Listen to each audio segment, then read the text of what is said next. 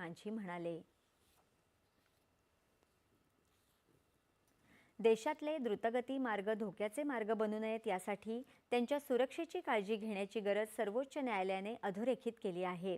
देशामध्ये एकूण रस्त्यांच्या लांबीच्या केवळ 2% इतकेच राष्ट्रीय महामार्ग आहेत, परंतु एकूण रस्ते अपघातांतल्या मृत्यूंपैकी जवळपास 30% मृत्यू या महामार्गांवर होतात, असं निरीक्षण न्यायालयाने नोंदवलं आहे.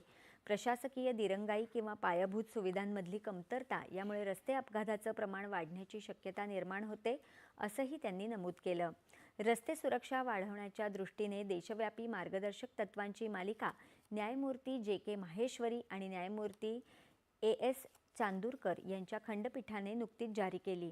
महामार्गांवर अवजड वाहनं उभी करण्यास बंदी घालावी, अपघातप्रवण ठिकाणाचे धोके टाळण्याच्या दृष्टीने उपाययोजना करावी आणि पर्यायानं मानवी जीवनाचं रक्षण आणि मूल्य जपलं जाईल असं सुरक्षित वातावरण राज्य आणि केंद्रशासित प्रदेशांनी तयार करावं, असे निर्देश खंडपीठाने दिले आहेत.